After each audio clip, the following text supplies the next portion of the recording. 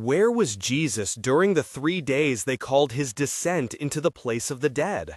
This question will follow you like a shadow once you begin to look at the account with the eyes of Scripture and of imagination, because it draws together creation and judgment, silence and proclamation, sword and embrace. Picture an abyss at once empty and full of echoes, a cavern made of memories where every hurt and every accusation has a voice.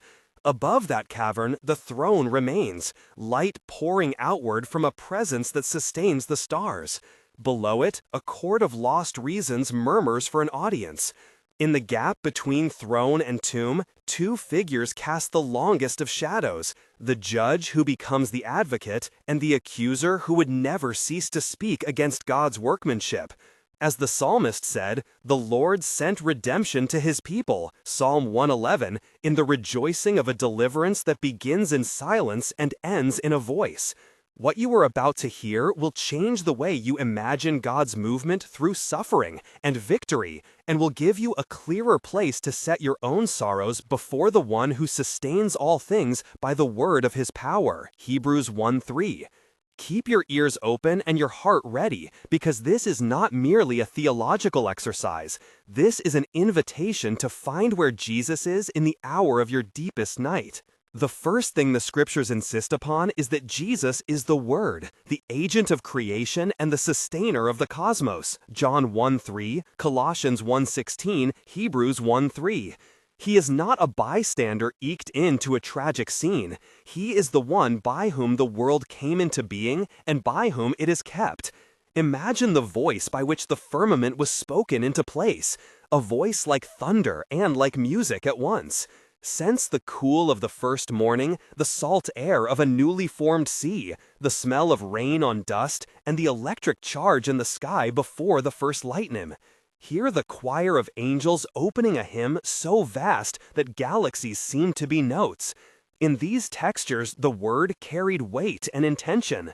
To speak in narrative terms is to say that Jesus knew not only what it meant to create, but what it cost to give beings the dignity of alternative wills. This is not a problem for his sovereignty. It is the canvas of divine love.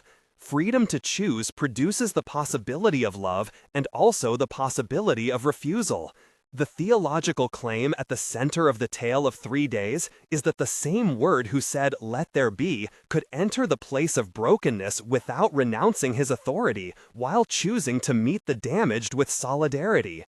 One of the most striking scenes in the prophetic pages is the portrait of the anointed cherub, a creature adorned.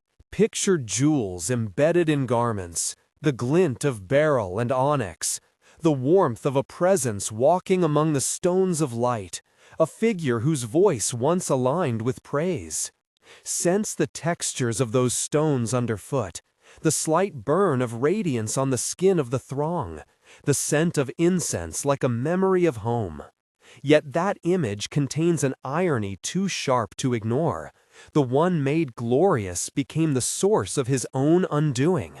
Imagine watching a being who once sang, now rehearsing a different claim, the soul composing its own anthem. The narrative wants us to see how perfection can be fragile when freedom is granted. Beauty was not the problem, pride was. The fall of a magnificent creature is not an accident, but a moral failure that reveals the depth of what it means to rebel against love. That is the world Jesus enters, not as a stunned actor, but as a known Redeemer who, from the foundation of the world, knew the contours of both praise and revolt. And then there is the slow, hard work of pride. The inward spiral that begins with a thought and moves toward a public manifesto. Imagine the inner monologue of the accuser, a mind circling the self until horizons shrink. Hear phrases repeated until they ossify into decrees. I will ascend above the heights of the clouds. I will make myself like the Most High. I will set my throne above the stars. I will raise my crown and be worshipped. These 5 declarations appear like stamped coins for rebellion, recognizable in every age. The first taste of this sin is a re-evaluation of belonging as possession. and the second is a desire for identity apart from Creator. Jesus watches this as any good sovereign watches a kingdom's health, not with shock, but with the steadiness of one who holds all things. The narrative insists on freedom of choice and yet also on responsibility. To be accountable is to be seen, and to be seen is to be loved enough to be called to turn. The Word who sustains the world does not coerce the will, but stands ready to receive its return. As pride becomes propaganda, it spreads. Constellations of thought gather followers, and names begin to appear among the conspirators. Here are the characters who will move through the scenes of accusation and deliverance. Michael, the archer, who stands at the post and prepares to intervene when rebellion becomes action. Lucifer, the accuser, who lures by beauty and argument. Peter, the fisher turned rock, who will later wrestle with fear and courage. Mary, who keeps grief and faith in the same heartbeat. John the Baptist, who points the way and proclaims a kingdom that comes in humility. David, the psalmist, whose laments will become prayers in captivity. Adam and Eve, the first ones whose choices echo through every corridor of the grave. Michael will restrain and rally. Angels with a voice like clashing bronze. Lucifer will scribe his seduction like a poison made sweet. Peter will falter, and yet later declare the name that conquers. Mary will stand at the foot of desolation, and yet speak hope. John will herald the meaning of a suffering that is also victory. David will give language to lament. Adam and Eve will listen and answer from the place of their own exile. These figures move in motion, and their actions give texture to the cosmic courtroom. The conspiracy becomes action with a series of whispers that cross the courts of heaven. There are dialogues that unfold, not as simple speeches, but as exchanges where persuasion is attempted and fear is spread. In an imagined scene, Jesus stands before a gathering and Lucifer approaches with a voice that pleads for recognition. Lucifer says, "Why deny the rightful seat that my gifts demand? Why should I remain constrained while others are crowned?" Jesus replies, "Love is given, not earned, and the beauty you claim is never meant for tyranny." Lucifer counters, "The strong prevail, the weak must bow, and in that bow there is order." Jesus answers, "The order I give honors the weak and frees the strong from using people as tools." Lucifer insists, "You cannot rescue true freedom without absolute power." Jesus concludes, "Freedom is most fully known where love binds power to sacrifice." The exchange continues with murmurs from the audience, some swayed by Lucifer's rhetoric, others unsettled by the insistence on humility. These are 4 to 6 back and forths that reveal both intent and the ancient logic of rebellion. The sensory world of the scene is rich, the metallic taste of argument, the acrid smoke of ambition, the glare of jeweled light reflecting on stern faces, the hush like the stilling of wings, and the cool weight of a presence that hears every motive. In this scene, the reader should feel persuasion like a hand on the throat, and the steadiness of a gaze that refuses to be moved by intimidation. Conflict escalates, and the warlike metaphor grows louder until the decisive moves occur. In the celestial theater, Michael takes a stand. He speaks with a clarity that cleaves through doubt. Michael says, "There will be no overthrow of the design of love. Rise with me and protect the places of the innocent." Lucifer's voice rises. "It is honey and iron. We will remake the order by establishing our own law. We will be celebrated, not hidden." Michael answers, "Then you will face the counting of deeds and the conscience of creation." The battle is less a clash of swords than a rupture of loyalties, light versus shadow, truth versus counterfeit truth. Sensory details accumulate, the sound of wings like thunder, the smell of ozone as fabrics of reality shift, the flash of a presence expelled like lightning, the taste of ash in the mouth of those who watch the fall, the vibration like bell tolling across the courts. In the midst of this, the Word does not unsheathe the sword, but maintains the universe by the word of his power, Hebrews 1:3, sustaining every quiver of being. This is technical and poetic at once, for the sustaining action is not mechanical, it is relational. It is the ongoing upholding of each atom and choice until the final sentence is declared. There are moments of tension that refuse to be summarized. They demand to be felt and held for a stretch of time. The first moment is the instant before the sentence when hope and hopelessness are compressed into the pause of a multitude. The second moment is the descent itself, when the created order seems to tilt and the voices of the lost shout and plead. The third moment is when a proclamation is made that transforms accusation into the possibility of rescue. Each of these will be given space so the reader can live inside the pressure. The pause before a verdict is a long, cold room. The air like thin glass. Everything looks different under such stress. The faces of the innocent burn with expectation, and the guilty rearrange their masks. The descent feels like a river of memory, the water cold on the skin, the light above narrowing into a sliver, the echoes of old songs turning into cries.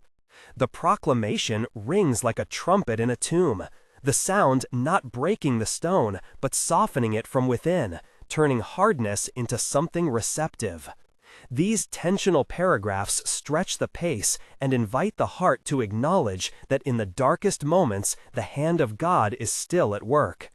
At the heart of the story lies a controversial but ancient thread: Jesus in the place of the dead, a harrowing that fulfills Isaiah's consolation and that passage in Peter where it says that he went and preached to the spirits in prison, 1 Peter 3:19. The image is not of a tourist through suffering, but of one who moves with purpose to the very place where accusation is lodged. Imagine the hush of corridors where memory is stored, the smell of dust, and the leathery echo of old accusation, the sight of faces who never expected rescue. Jesus walks not as a triumphant conqueror lording over the defeated, but as the one who names names and calls home. The sensory register here is somber, the slow drag of cloth on stone, the faint heat of a breath that carries compassion, the sight of eyes widening at the recognition of a voice, the small sound like a key turned in a lock. In a voiced dialogue, Jesus speaks to a council of captive spirits. He says, "I come not to condemn, but to call out what has been hidden. Why do you hold what was not yours? Come and be seen." A spirit replies, "Who are you to disturb our spite? We build our case against the world." Jesus answers, "I am the Word who gave being. I saw Satan fall like lightning, Luke 10:18, and I know the limits of your accusation." The exchange continues 4 to 6 times, with challenges like a prosecutor and replies like a shepherd coaxing lambs toward light. The scene climaxes when captives who long for mercy find the language of return, not as a legal document, but as a relationship rekindled. The sentence that follows the rebellion is pronounced with a serenity that defines true justice. It is not the scream of an impotent deity, but the calm scribe of a truthful verdict. Justice removes privilege, it strips misuse from honor, and in doing so, it preserves the order of love. The imagery of the fall is dramatic. It is a figure thrown from a high place. It is the sound of a crown rolling in dust, the spectacle of wings folding with a tired groan, the glint of jewels dulled by smoke, and a silence that tastes of regret. Yet even the sentence moves the arc toward redemption because it unmasks the futility of rebellion and reveals the need for a remedy that is both just and merciful. The removal of standing does not contradict mercy, it amplifies the gravity of turning away and the seriousness of the rescue that must follow. What does all this have to do with the cross and with those 3 days? Everything. The cross is the place where the judge becomes victim, where authority enters into solidarity with the judged. The movement from throne to tomb and to resurrection is the strategic path of a love that will not survive at the cost of coercion. The image of the Cordero slain from the foundation of the world, Revelation 13:8, speaks to a plan that includes both proclamation and performance.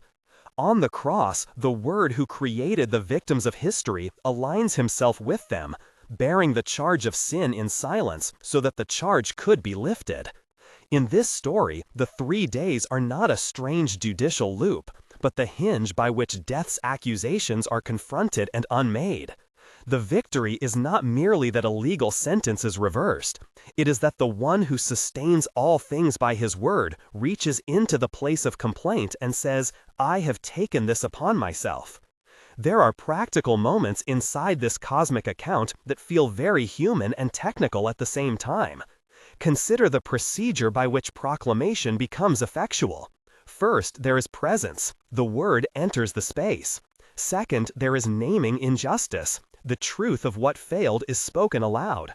Third, there is substitution. The innocent takes the place of the guilty. Fourth, there is declaration. Mercy is offered, and a path back is shown. Each of these steps has a pastoral equivalent when one ministers to grief and sin. Presence, naming, substitution, proclamation, and invitation. This technical rhythm is 300 characters of procedure, but it matters greatly because it maps cosmic action onto the work of the church and the life of conscience.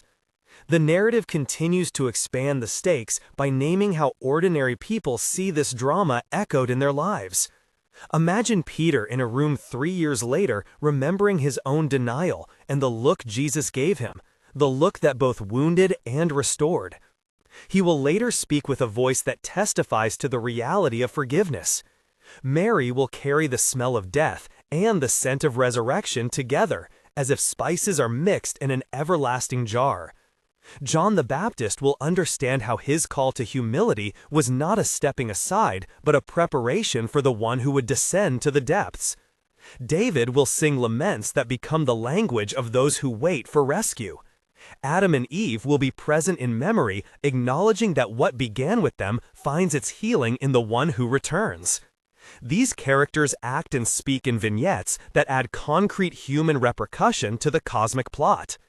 At approximately 1/3 into this telling, a direct invitation is given to you, the viewer and reader.